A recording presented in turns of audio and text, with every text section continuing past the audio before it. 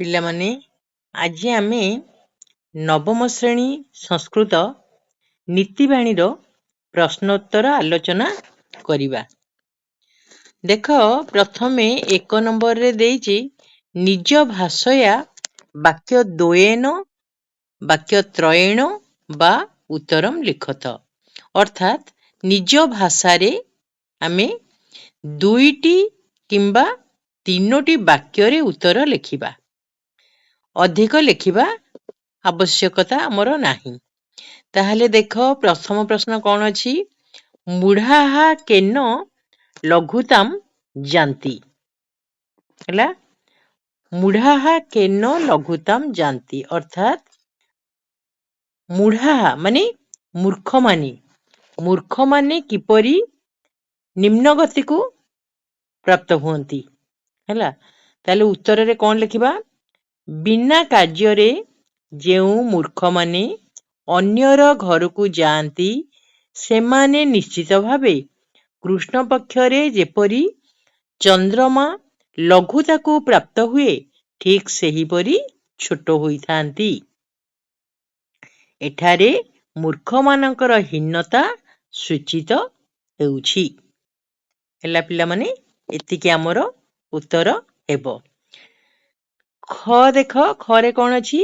କେ ନମନ୍ତି କେ ନ ନମନ୍ତି ଅର୍ଥାତ୍ କେଉଁମାନେ ନମ୍ର ହୁଅନ୍ତି ଏବଂ କେଉଁମାନେ ନମ୍ର ହୁଅନ୍ତି ନାହିଁ। ଉତ୍ତରରେ କ'ଣ ଲେଖିବା? ବୃକ୍ଷଟିଏ ଫଳ ଭରା ହେଲେ ନଇଁଯାଏ। ଗୁଣୀଜନ ନିଜର ଗୁଣ ଗୌରବରୁ ବିନମ୍ର ହୋଇଥାନ୍ତି, ପରନ୍ତୁ ଶୁଷ୍କ ବୃକ୍ଷ ଓ ମୂର୍ଖମାନେ କେବେ ହେଲେ ନଇଁଯାଆନ୍ତି ନାହିଁ ଅର୍ଥାତ୍ ନମ୍ରତା ଆଚରଣ ପ୍ରକାଶ କରନ୍ତି ନାହିଁ। ତାହେଲେ ଉତ୍ତର ଆମେ ସେତିକିରେ ଦବା। 2 କିମ୍ବା 3ଟି ବାକ୍ୟରେ ଦେଇଛି। ସେହିପରି ଗରେ ଅଛି କ'ଣ ଦେଖ? ସନାତନ ଧର୍ମ କହ। ସନାତନ ଧର୍ମ କ'ଣ? ତାହେଲେ ଆମେ ନିଜ ଭାଷାରେ କ'ଣ ଲେଖିବା? ନିଜ ଜୀବନର ଶେଷ ସମୟ ଆସି ଉପସ୍ଥିତ ହେଲେ ମଧ୍ୟ ଅକାର୍ଯ୍ୟ ବା ଅକରଣୀୟ କରିବା ଉଚିତ ନୁହେଁ। ଏଭଳି ସମୟରେ ନିଜର କରଣୀୟ ବା କାର୍ଯ୍ୟ ମଧ୍ୟ ପରିତ୍ୟାଗ କରିବା ଉଚିତ ନୁହେଁ। ଏହା ହିଁ ଆମର ସନାତନ ଧର୍ମ ଅଟେ। ହେଲା, ଅକାର୍ଯ୍ୟ କରିବା ନାହିଁ କି କରୁଥିବା କାର୍ଯ୍ୟକୁ ମଧ୍ୟ ପରିତ୍ୟାଗ କରିବା ନାହିଁ। ଘ କେଶାମ୍ ବଳମ୍ କିମ୍, କେଉଁମାନଙ୍କର କ'ଣ ବଳ? ଅସାଧୁମାନଙ୍କର ହିଂସା ହେଉଛି ବଳ, ରାଜାମାନଙ୍କର ଦଣ୍ଡବିଧାନ ହିଁ ବଳ, ସ୍ତ୍ରୀ ଲୋକମାନଙ୍କର ସେବା ହିଁ ବଳ ଓ ଗୁଣୀଜନମାନଙ୍କର କ୍ଷମା ବଳ ଅଟେ। ଏତିକି ପୁରା ସିଧାସଳଖ ଉତ୍ତର ହେଉଛି ପିଲାମାନେ। ସେହିପରି କଥମ୍ ଦୁର୍ଜନଃ ପରିହରଣୀୟ। ହେଲା, କଥମ୍ ଦୁର୍ଜନଃ ପରିହରଣୀୟ, ଦୁର୍ଜନକୁ କାହିଁକି ପରିତ୍ୟାଗ କରିବା?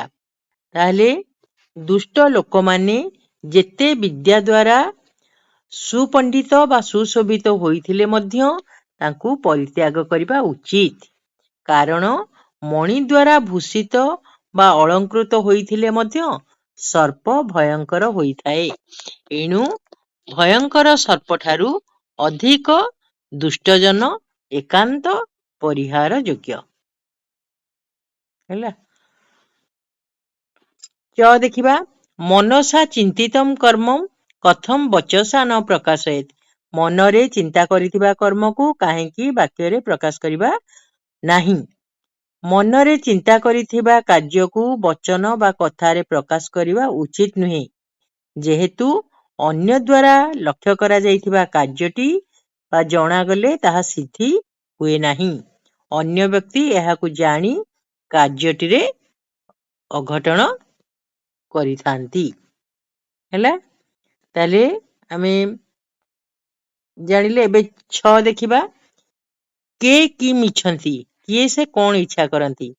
ମାଛିମାନେ ବ୍ରଣ ବା କ୍ଷତ ଇଚ୍ଛା କରନ୍ତି, ରାଜାମାନେ ଧନ ଇଚ୍ଛା କରନ୍ତି, ନୀଚ ଲୋକମାନେ ସର୍ବଦା କଳହ ଇଚ୍ଛା କରନ୍ତି ଓ ସାଧୁ ଲୋକମାନେ ଶାନ୍ତି ଇଚ୍ଛା କରିଥାନ୍ତି। ଜ ଦେଖିବା କଦା କିମ୍ ପିବେତ୍, କେତେବେଳେ କଣ ପିଇବା। ଦିନ ଶେଷରେ ଅର୍ଥାତ୍ ସନ୍ଧ୍ୟା ସମୟରେ ଦୁଗ୍ଧ ପିଇବା ଉଚିତ। ରାତି ଶେଷରେ ଜଳପାନ କରିବା ଉଚିତ।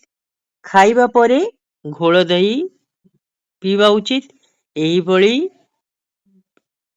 ପାନ କରୁଥିବା ଲୋକର କେବେ ହେଲେ ବୈଦ୍ୟର ପ୍ରୟୋଜନ ପଡେ ନାହିଁ। ହେଲା। ଝ ଦେଖିବା ମହାତ୍ମାନାମ୍ ଦୁରାତ୍ମାନାମ୍ ଚ ମଧ୍ୟେ କହ ଭେଦଃ। ମହାତ୍ମା ଏବଂ ଦୁରାତ୍ମା ମାନଙ୍କ ମଧ୍ୟରେ କଣ ପାର୍ଥକ୍ୟ ରହିଛି। ମହାପୁରୁଷ ମାନଙ୍କର ମନରେ ଯାହା, ବଚନରେ ତାହା, କାର୍ଯ୍ୟରେ ହିଁ ତାହା ପ୍ରକାଶ ପାଇଥାଏ। କିନ୍ତୁ ଦୁର୍ଜନ ମାନଙ୍କର ମନରେ ଗୋଟିଏ କଥା, କଥାରେ ଆଉ ଗୋଟିଏ କଥା ଓ କାର୍ଯ୍ୟରେ ଭିନ୍ନ ଏକ ପ୍ରତିଫଳିତ ହୋଇଥାଏ। ଏହା ହିଁ ମହାପୁରୁଷ ଓ ଦୁର୍ଜନ ମାନଙ୍କ ମଧ୍ୟରେ ପ୍ରଭେଦ ଅଟେ। ଏବେ ଆମେ ତାପର କ୍ୱେଶ୍ଚିନ୍ ଜଟି ଦେଖିବା। କଥମ୍ କ୍ଷୁଦ୍ରପି ନିହିତାଃ ଶକ୍ତିଃ ସମ୍ଭାବନା ମହୀୟସୀ। ହେଲା, କ୍ଷୁଦ୍ର ଠାରେ ମଧ୍ୟ କିପରି କଣ ଶକ୍ତି ରହିଛି, ମହାନ ଶକ୍ତି ରହିଛି। କ୍ଷୁଦ୍ର ହେଲେ ମଧ୍ୟ ସେଥିରେ ଥିବା ଶକ୍ତି ସମ୍ଭାବନା ଶ୍ରେଷ୍ଠ ହୋଇଥାଏ। କାରଣ ମଞ୍ଜି ଛୋଟ ହେଲେ ମଧ୍ୟ ତାହା ମଧ୍ୟରୁ ବିରାଟ ବରଗଛର ସୃଷ୍ଟି ହୋଇଥାଏ। ସୁତରାଂ ସଂସାରରେ କାହାକୁ ହେୟ ଜ୍ଞାନ କରିବା ଅନୁଚିତ। ହେଲା, ଏବେ ଟ ଦେଖିବା। ସର୍ବବିଦ୍ୟାନାଂ କଃ କ୍ରମଃ। ସମସ୍ତ ବିଦ୍ୟା ମାନଙ୍କ ମଧ୍ୟରେ କ୍ରମ କଣ। ବିନ୍ଦୁ ବିନ୍ଦୁ ହୋଇ ଜଳ ପଡିବା କ୍ରମରେ ମାଠିଆଟି ପୂର୍ଣ୍ଣ ହୋଇଥାଏ। ଏହିଭଳି କ୍ରମରେ ସମସ୍ତ ବିଦ୍ୟା ସିଦ୍ଧି ହୋଇଥାଏ। ଯେପରି ଧନ ଓ ଧର୍ମ ମଧ୍ୟ ସେହିପରି ସିଦ୍ଧି ହୋଇଥାଏ। ପରୋପକାରାୟ କେ କିମ୍ କୁର୍ବନ୍ତି। ପରର ଉପକାର ପାଇଁ କେଉଁମାନେ କଣ କରନ୍ତି। ପରର ଉପକାର ନିମନ୍ତେ ବୃକ୍ଷମାନେ ଫଳ ଦାନ କରନ୍ତି। ନଦୀମାନେ ଅନ୍ୟର ଉପକାର ପାଇଁ ପ୍ରବାହିତ ହୁଅନ୍ତି। ଅନ୍ୟର ଉପକାର ପାଇଁ ଗାଈମାନେ ଦୁଗ୍ଧ ପ୍ରଦାନ କରିଥାନ୍ତି। ତେଣୁ ଏଇ ମନୁଷ୍ୟର ଶରୀର ମଧ୍ୟ ପରର ଉପକାର ପାଇଁ ଉଦ୍ଦିଷ୍ଟ। ହେଲା, ଏବେ ଏକ ପଦାତ୍ମକ ବା ଗୋଟିଏ ପଦରେ ଉତ୍ତର ଲେଖିବା। ହେଲା, ଏକ ମାର୍କିକିଆ ନିଜ ଭାଷାରେ ଉତ୍ତର ଲେଖିବା। ଲୋକଃ କହି ଗ୍ରଥିତଃ। ଲୋକ କାହା ଦ୍ୱାରା ଗ୍ରଥିତ ବା ଗୁନ୍ଥା। ଲୋକ ନିଜ କର୍ମ ରୂପକ ସୂତାରେ ବନ୍ଧା। ହେଲା, କେଶାମ୍ ଉପଦେଶଃ ପ୍ରକୋପାୟ ଭବତି। କେଉଁମାନଙ୍କ ପାଇଁ ଉପଦେଶ କ୍ରୋଧ ସୃଷ୍ଟି କରାଇଥାଏ।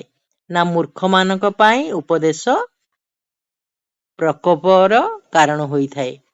ଭୁଜଙ୍ଗାନାମ୍ ପୟଃପାନମ୍ କେବଳମ୍ କିମ୍ ଭବତି। ଭୁଜଙ୍ଗ ବା ସର୍ପ ମାନଙ୍କର ପୟପାନ କରିବା ବା କ୍ଷୀର ପାନ କରିବା କଣ ହୋଇଥାଏ। କେବଳ ବିଷ ବଢାଇଥାଏ। ନାରିକେଳ ସମାକୃତାଃ କେ ଦୃଶ୍ୟନ୍ତେ।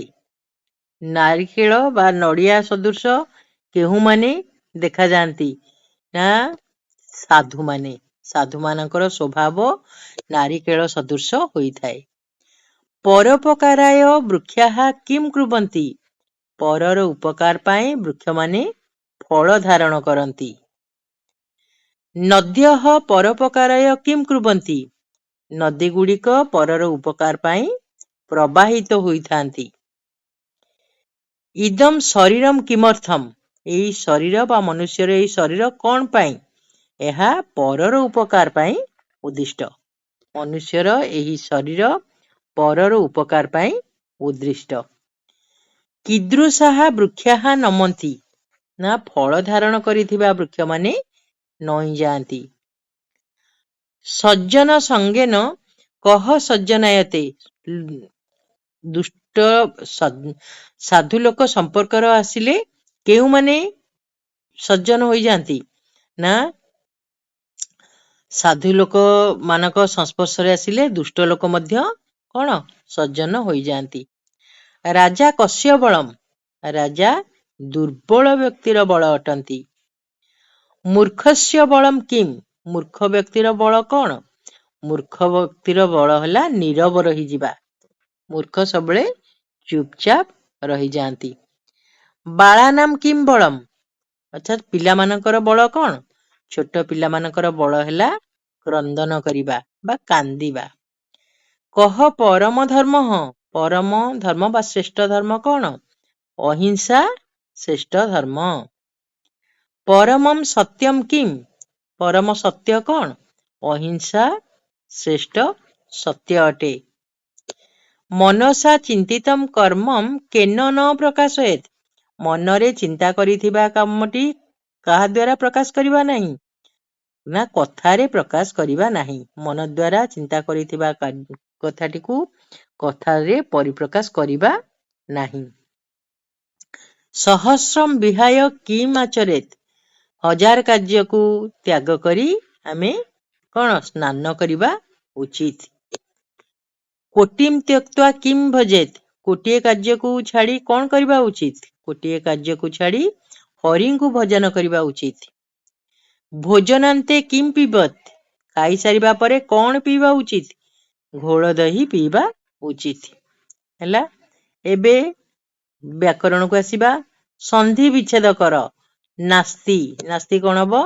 न युक्त अस्ति। व्रणम इच्छति व्रणम युक्त इच्छन्ति।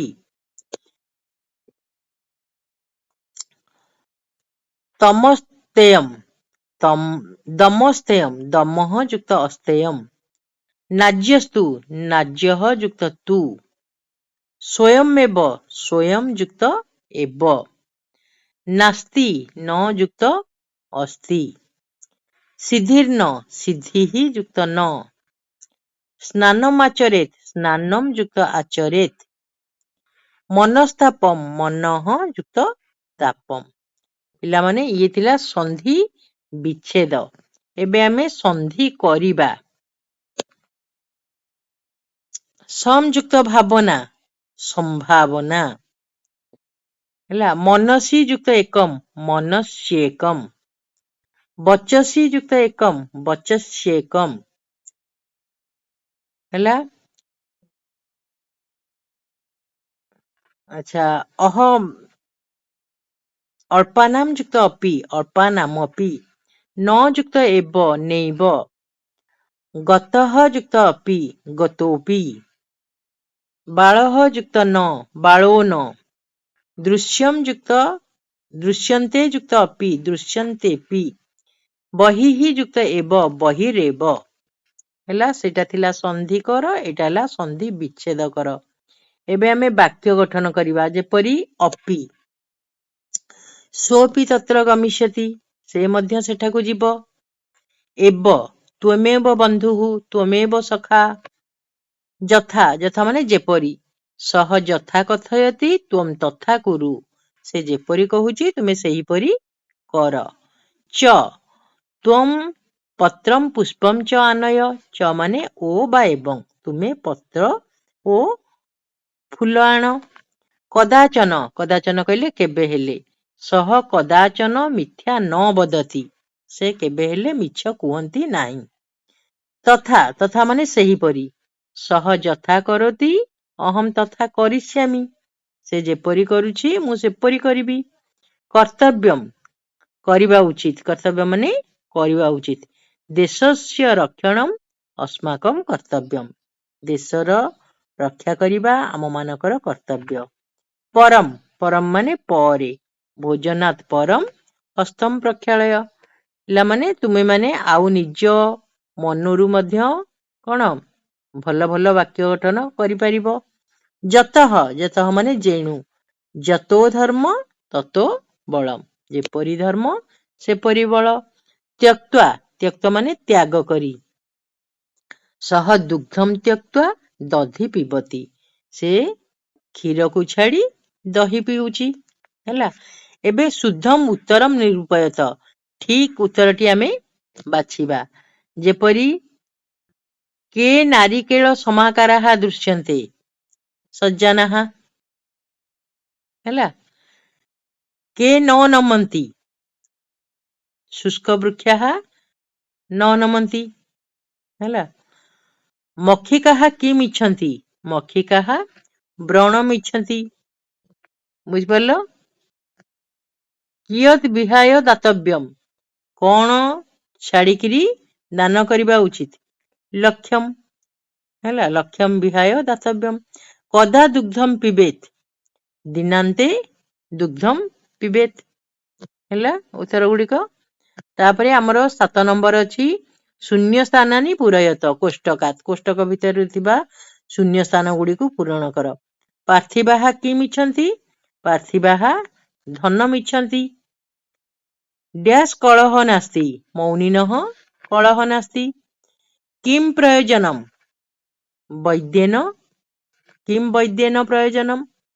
ଡ୍ୟାସ୍ ଗୁଣାନାମ୍ ବଳମ୍? କ୍ଷମା ଗୁଣବତାମ୍ ବଳମ୍। ପରୋପକାରାୟ ବହନ୍ତି ନଦ୍ୟଃ। ହେଲା, ପରର ଉପକାର ପାଇଁ ନଦୀମାନେ ପ୍ରବାହିତ ହୁଅନ୍ତି। ତାହେଲେ ପିଲାମାନେ ଆମେ ପ୍ରଶ୍ନ ଉତ୍ତର ଗୁଡିକ କଲେ, ତୁମେମାନେ ମଧ୍ୟ ଆଉଥରେ ତାକୁ ଖାତାରେ ଯଦି କରିଦବ ତାହେଲେ ତୁମର ଆଉ ଟିକେ ଭଲ ଭାବରେ ମନେ ରହିବ। ତାହେଲେ ଆଜି ପାଇଁ ଆମେମାନେ ସମସ୍ତେ ଏଇଠି ରହିବା। ସମସ୍ତଙ୍କୁ ଧନ୍ୟବାଦ।